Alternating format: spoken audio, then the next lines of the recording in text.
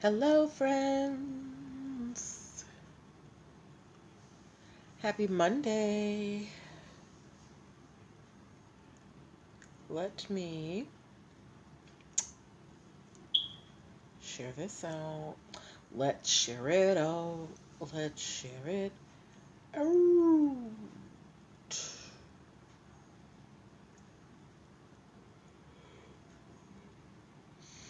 How you guys doing on today?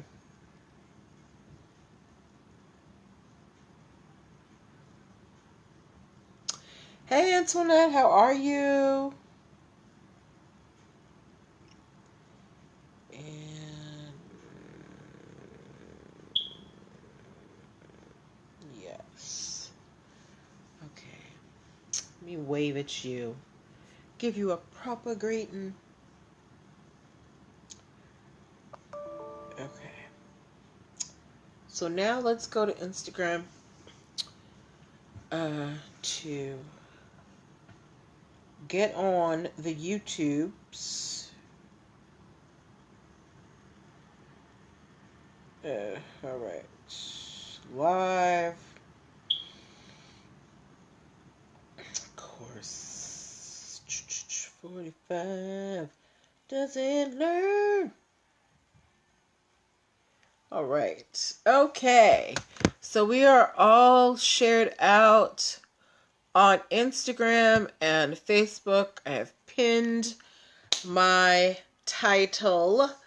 Recording devices all set up. I'm here today, guys. I'm on it. Hey, Zephyrina, my dear, how are you? I'm on it today. I got everything ready. The notebook is here. The recording devices are here. The lights are up. The music is down. This show is going to be great. Happy Monday, everybody. Hi, Mom. Hi, Dad. Hi, Joey. How's everybody's Monday going? How was your weekend? Mine was very relaxing. And today's been very productive. Trying to think if there's anything of note to about my weekend. No. Good. Thank you for asking, Harry. I'm good, Zephyrina. Thank you for asking. Thanks. Yes. I'm very, very happy. Oh, what did I do? No, I didn't do anything about that. Yeah. Okay. So we're getting started in just 3 minutes. Guys, this weekend is the virtual conference that I'm presenting at. I'm gonna talk more about it. Oh yeah, it was Father's Day this weekend. Yes, yes, yes.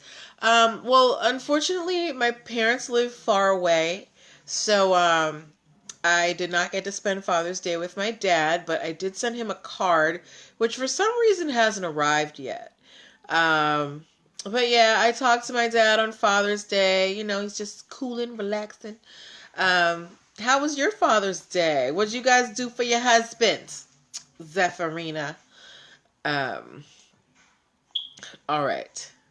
Yes. We're getting started in just 3 minutes. We've got plenty of stories to talk about today.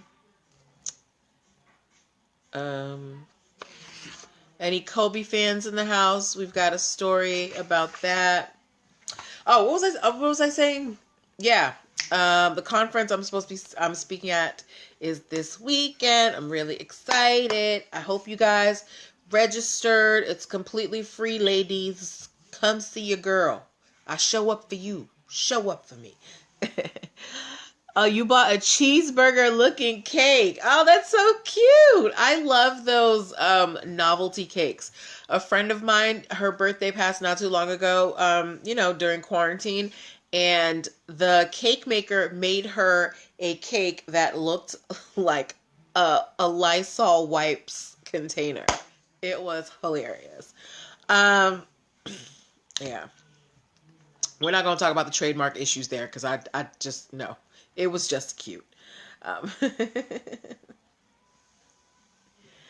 all right. Okay. We're getting started in just 1 minute, guys. So make sure that at 8:05 you share this out to your people, okay? And to my friends on Facebook, as a reminder, hey, Atalia. Hey, 76 Grim K. As a reminder, my friends, there is a long delay on Facebook. So it takes me a minute to get your comments and your questions, okay? But I will get to them. But if you do want to join us in more real time, please come on over to Instagram at NPL Consulting Firm. But you don't have to. Just know that it'll take me a little bit more time to see your comments and questions, okay? All right, so we are getting started shortly. You need to share on Facebook. Oh, thank you, girl. Thank you. Share. All right. Yes. That's all I asked y'all to do here, guys. Share. All right. I really want this information to get out to people. So the more people you share it with, the better I feel. All right. All right. 8:05. It's time to get it started. All right. I'm hitting record. Y'all ready? I'm ready. All right. Welcome. Happy Monday, everybody. Welcome to NPL Legal Dish. This is my Monday through Thursday live broadcast where I teach business concepts using pop culture and celebrity news.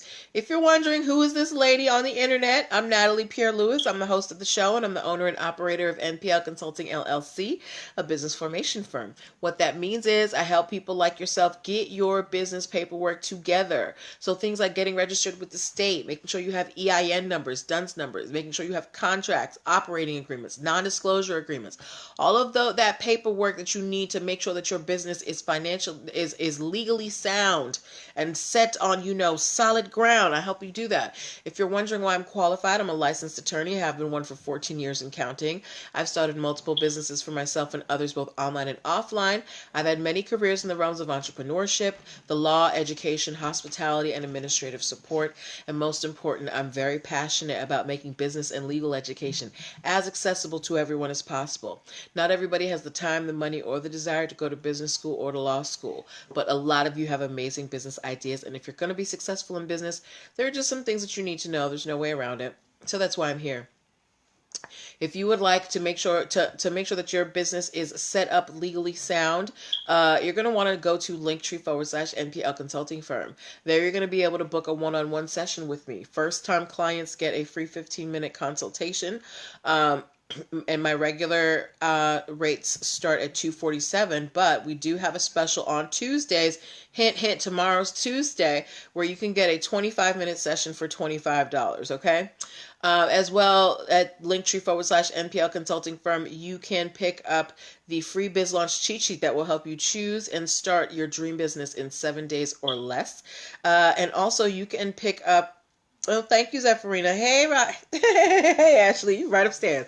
And you can also pick up my Business Startup Basics video training it's basically how to be a boss 101. It takes you through the entire business formation process of the steps that you need to complete and how you get them completed. It just, kind of gives you that running start to be a successful business owner. All right. So that is what I do, but enough about that. Here's why I do this show. Okay. Or here's how the show works. If you're new, but I see, most of the people here watching, y'all are OGs, y'all are old timers. You know how this works, but just in case there's a new person. Hey, Shonda. I pull stories from the news. I pull stories that you guys have sent to me, things that I find on blogs, and I pull the ones that have lessons that we can learn as business owners, and we discuss them, okay? So this is a time for you to participate. Don't be a wallflower. Don't be afraid to ask a question. Don't be afraid to give a comment as long as it is respectful, okay? This is a place of learning and welcoming, all right? But yeah, so that is how it works, and without any further ado, we're going to get started, okay? Yes. Woo. I'm going to snap fingers for myself. All right. So the first story that we are talking about tonight, it is the title story of the show. 45 doesn't learn. Now, when we say 45, do y'all know who I am referring to? If you know who I'm referring to, when I say 45, put their initials in the comment. Don't write out the name, because every time I utter that name on this show, for some reason, the internet connection goes out. So if you know who I'm talking about when I say 45, give me the initials in the comments, okay? Now, I'm going to let y'all I'm going to give y'all like 5 seconds, because I know it's going to take a minute. 1, 2, 3. Yes, Italia, DT. High open arms cleaning. Yes, thank you. You got it right. Okay. So when I say 45, I am referring to the person who currently occupies. Talia Young said negative 45 cents. Open Arms Cleaning said the orange guys. 76 Grimk said DT. Zephyrini, you said no. When I say 45, I'm referring to the official, I guess, president of the United States. I do not say his name on the show because I'm not kidding. Every time I say his name on the show, something happens to my broadcast and it messes up, okay? Anyway, we talked about him a couple of weeks ago. We talked about the fact that he had several videos taken down off of social media because he was violating a lot of copyrights. He used pictures of people, he used songs, or his people, whoever put this video tribute together. It was a video tribute for George Floyd, but they didn't clear any of the copyrights, and it was swiftly taken down on multiple forms of social media. Well, apparently 45's team has not learned their lesson. How many of you guys saw a video going around that it was proven to be fake, but it was like a video of 2 toddlers, and one toddler was running away from the other toddler, and there was like a fake CNN banner. And the banner said, "Terrified toddler." You saw it, Open Arms Cleaning? It said, "Terrified toddler runs from racist baby." Okay, well, that video was complete. The headline was completely fake. The video was from somewhere last year. You saw the original last year. Yeah, well, apparently 45's team did not, because they posted that video as a way to show that media was trying to vilify the right or vilify their administration and all of this stuff, right? What they didn't do was clear it with the original owners of the video. There is a company called Jukin Media. They have had copyrights on this video since the 1990s, okay? You didn't see the video, but you saw the interview with the parents. Okay. Or no, they didn't have the copyright in the 90s, but they used a 1990s copyright law to make a copyright claim against this video that 45's team put up, and they got it taken down. And this is why I tell you, nobody is above intellectual property law. You cannot take people's property. Even if you are the head of the United States of America, you cannot use people's intellectual property without their permission. There is a reason why we have intellectual property law. Your ideas are money. Your creations are money. And no one has the right to take your ideas or your creations and use them without your permission. That is the basis of copyright law. So it doesn't matter who you are, if you are, the lowliest of the low, or someone who has somehow miraculously ended up in the White House. We are all subject to copyright law. Hello, I am truly blessed. But yes, I just wanted to remind y'all that copyright law don't care who you are. Okay? Now, moving on to our next story. Do we have any musicians in the house? Do we have any songwriters, any artists, or do you love an artist? Is there a musician or a singer, some type of musical artist in your life? If there is, please give me a music emoji, one of those music notes, or something related to music. If you are a music lover or a musical artist, or you have a musical artist in your life, give me some type of musical emoji, all right? Why am I asking you guys to do this? So when I first started this style of my show, meaning, talking about current topics, I remember there was one video that I did a while ago where I broke down the Music Modernization Act, which was an act that was passed to try and fix some of the issues that are happening now, because we have moved from a system of, physical copies of music to streaming, right? So they've had to create these entire new set of laws because artists are not getting their money. Record labels are just making money hand over fist, and they're not giving the artists their due. Thank you, Zephyrina, for all of those musical instruments. You must have like a real prodigy in your home. Anyway, so Music Modernization Act was passed to kind of help, songwriters and artists take more control over their work. And when they passed the Music Modernization Act, they said that they were going to create a council, the Digital Millennial Copyright Act Council, and that was going to oversee this new law and how they're implemented and provide resources to artists. So that was almost a year and a half ago, and I got an update today that they have actually chosen the council for this Digital Millennial Copyright Act. So there is an actual council of artists who are going to be they're going to provide input and perspective when it comes to applying copyright to the modern ways that we consume music today. So the list of artists who are on this council, they are, and if you hear somebody whose music give me a star in the comments. Jason Isbell is on the council. Bette Midler, I love me some Bette Midler. Okay, Wind Beneath My Wings, always a hit. Cassandra Wilson, Duke Fakir, Elvis Costello, Emmylou Harris, T-Bone Burnett, Sheryl Crow, and Joan Osborne. All of these artists are now on this Digital Millennial Copyright Act Council. They're going to be the advisors to the legislators who put this in action. So they're going to say, hey guys, we know the legal side of this, but let me tell you how this affects us on the artist side. And in doing so, they have also created an Artist Bill of Rights. Thank you, 76 Grimk, for the stars.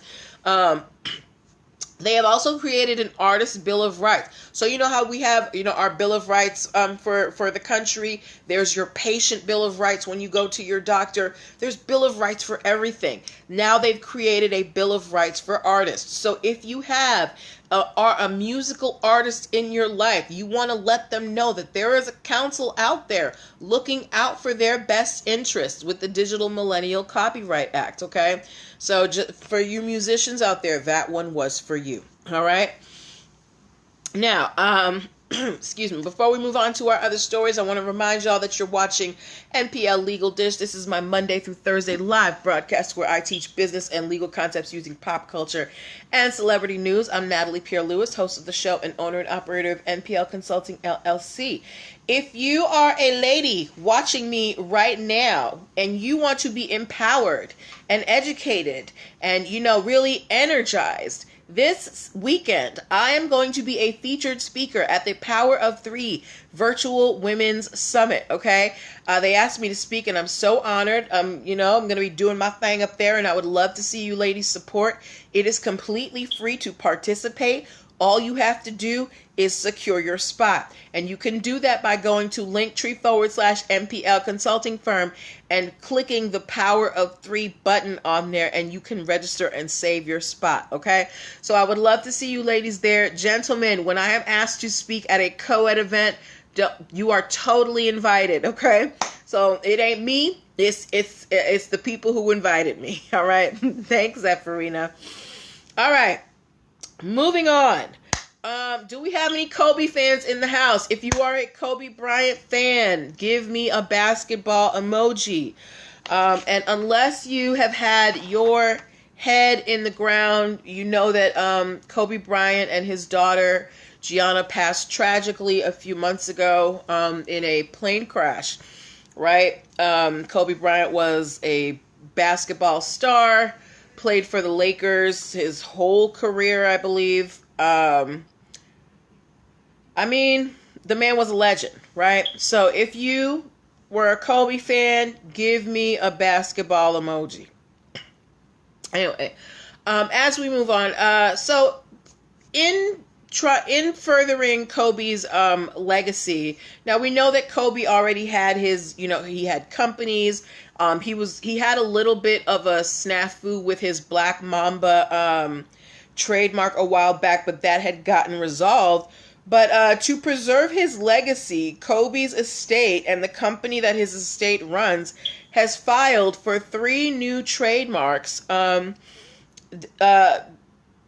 connected to Kobe Bryant. So the first one that they have filed a trademark application is basically it's Kobe's signature with the number 24, because that was his number on the Lakers, I think. Another is his name, just his name, Kobe Bryant, which apparently was not trademarked already. And the third trademark that they have filed is actually an emblem. It says Hall of Fame Class of 2020, and it has an M in the middle that is formed by what seems to be snakes, probably referring to his nickname Black Mamba. Now, all of these trademarks, they are being trademarked for the in the areas of memorabilia, so basketballs, toys, trading cards, things like that. So these are ways that you can preserve the legacy of your loved ones. Like, by preserving Kobe Bryant's name and trademarking it, the family is taking control over who uses Kobe's name, which is very smart. So look out for more Kobe branded stuff in the future. And, you know, we want to wish his surviving family, you know, peace and good times, because they have been through a lot. Okay, y'all don't like Kobe? I didn't get one basketball. I can't even believe this. Wow. Are we stuck? Okay. All right. This is our second to last story, and then we're gonna have a brief discussion. Have any of you ever stayed at La Quinta Inns and Suites? If you have stayed at La Quinta Inns and Suites, this is a hotel chain. Give me a Q in the comments if you have stayed at La Quinta Inn and Suites. Okay? Give me a Q in the comments. And if you have stayed at a Triumph hotel, give me a T in the comments. Okay? I think I stayed at a La Quinta one time. We went to Pennsylvania to go to see this show. All right, 76 Grimke has been to a La Quinta Inn. Well, okay, Open Arms Cleaning has been to one. Okay, so y'all have been to La Quinta, all right? Well, if you didn't know, I'm sure you know, hotels advertise, right? And they'll have slogans. Well, apparently La Quinta Inn's slogan is, "Tonight, La Quinta, tomorrow, you triumph." They have been filed with a trademark infringement suit by Triumph Hospitality.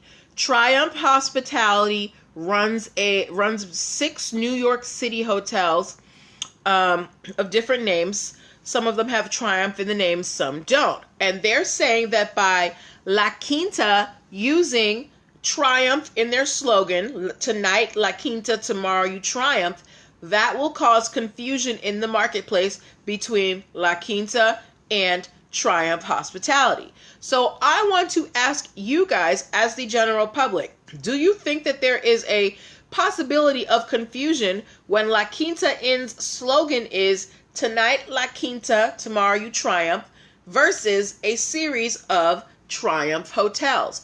Do you think that that would cause confusion? And if you do or do not, tell me why. While you do that, I'm going to tell you why I don't think it would cause confusion.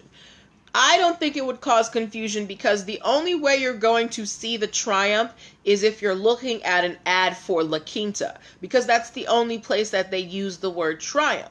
Whereas with Triumph Hospitality, it's right in the name of their hotels. So if they're not in the name of the hotels, the average person isn't going to know that La Quinta's slogan is "Tonight, La Quinta, tomorrow, you triumph." I only found out about it today. Open Arms Cleaning says she doesn't think that there is a possibility of confusion. Right, I am right with you. I am totally with you. I think that if La Quinta was changing their name to like La Quinta Inn and Triumph, yeah, then you've got a little bit of a problem. But they're using it, hello Yarn Weaver, but they're using it in a slogan which is only going to be seen if you're looking at an advertisement for the Hotel La Quinta Inn. So, yeah, next time, if any of you are staying in hotels in the near future, keep an eye out. Zephyrina said, I've never even heard of Triumph Hospitality. Well, the hotels that they run about 6 hotels in New York. I forgot to write the names down, but they're not under the name Triumph Hotels, which is another issue. Which is, I'm like, how is there going to be confusion if nobody knows that the overarching companies of these hotels is called Triumph Hospitality, right? Anyway, some people just got money to waste. Okay. But we are coming close to the end of the show, but I wanted to ask you guys a question.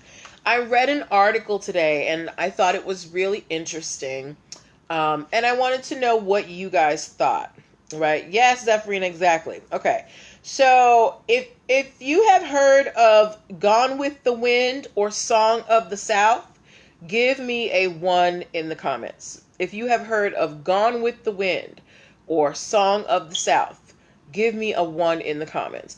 Now, both of these are films.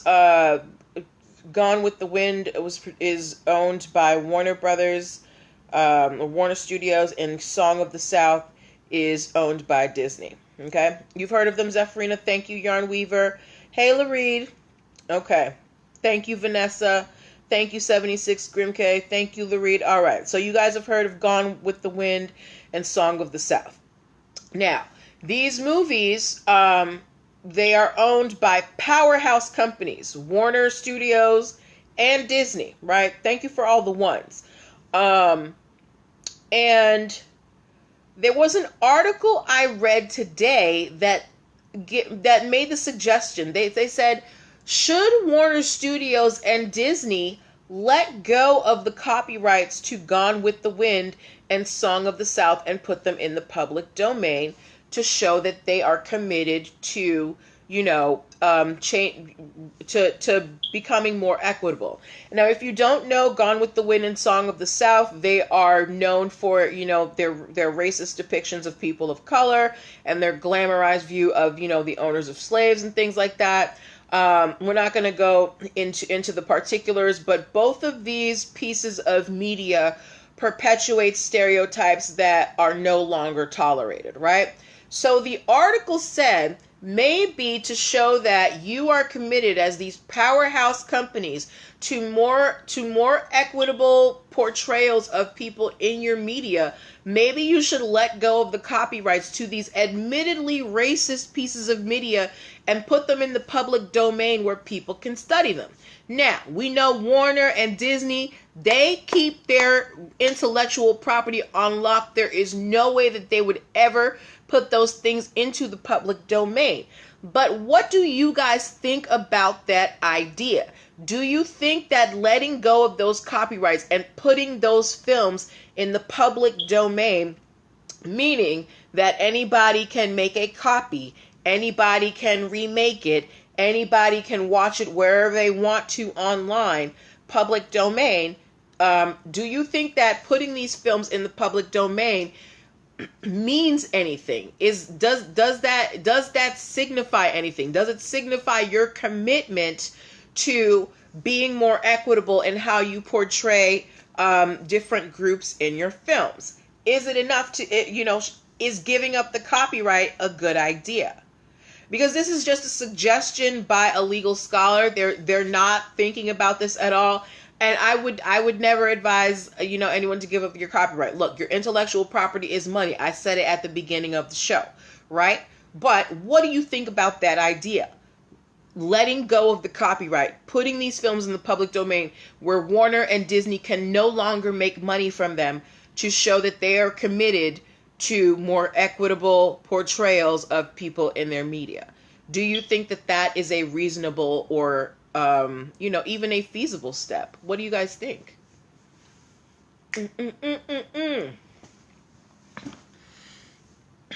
What do you guys think? And I know that we talk about this a little bit more on the show, but I want you guys to understand how business intertwines with everything we do as a society. There is no, like, people want to say it's just business. It's never just business. It's always personal. Okay. Hi, Zobanks 86. Especially nowadays, people are not just buying your product these days. They're buying your brand. They're buying you. They want to know what your values are. They want to know where you stand as a company.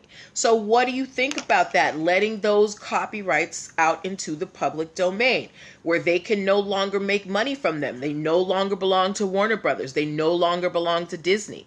Do you think that that is an attractive plan to show that you're committed to more equitable portrayals of people in your media? Y'all are so quiet today. You're making me scared. What happened? Are we frozen? Okay. Yarn Weaver said, I see their point.